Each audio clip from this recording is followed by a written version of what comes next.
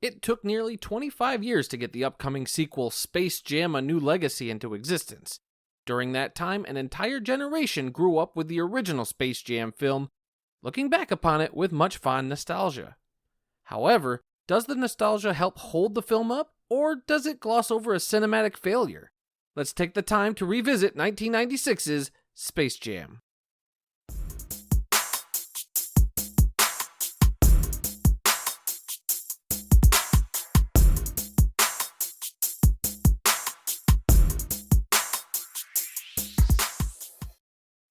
For those unfamiliar with the plot, it's rather simple and quite loony.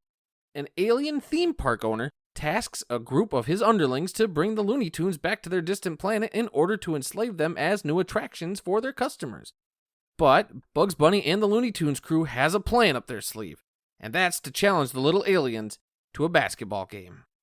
Then, those pesky aliens, who are smarter than they appear, go steal the talent of famous NBA players in order to get the upper hand.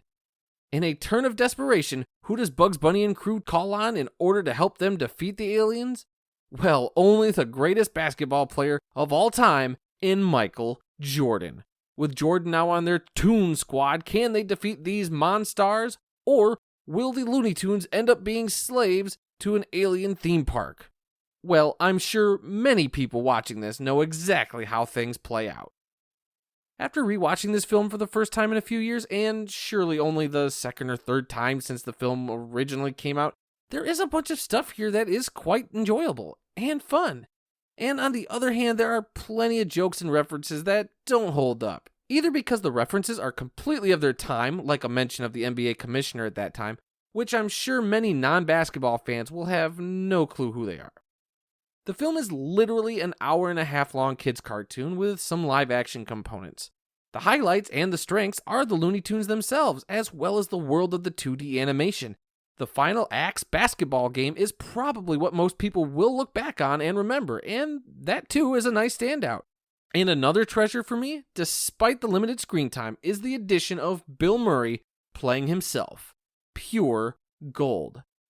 The drawbacks are that there are some bad 90s CG and definitely some plot holes and logic issues that may be more apparent now as an adult rather than when we were kids. But I think depending on the person, it'd be rather easy to overlook that stuff and just enjoy the film for what it is and not get too wrapped up in the shallowness of the plot and story. This film isn't Shakespeare after all, so many might not even be bothered by the same issues that I noticed when looking back on things. On the whole, the cast does fine. As I mentioned, the whole voice cast of the Looney Tunes does great work.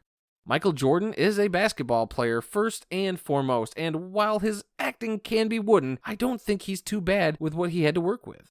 I mean, it's gotta be tough on anyone who has to play basketball against a bunch of cartoon characters. Then we have Wayne Knight, who plays a fun supporting role that teeters on annoyance, and the other basketball stars that make appearances in the film that do pretty well considering that they too aren't actors. I would be remiss if I didn't mention the soundtrack of the movie that in and of itself was a cultural phenomenon. The soundtrack sold enough albums to be certified as platinum 6 times over. R. Kelly's I Believe I Can Fly, Seal's cover of Fly Like an Eagle, and Quad City DJ's title track on the soundtrack, Space Jam, all entered the cultural zeitgeist, and honestly, the songs are still a highlight of the film. The nostalgia for this film is real, and in many places, it holds up and delivers on what many people remember. I'm sure that there will also be some who rewatch this and find some things not to be as rose-colored as they recall, and that happens. I know in my viewing, I discovered a post-credit stinger that I never knew existed, so that was a nice treat.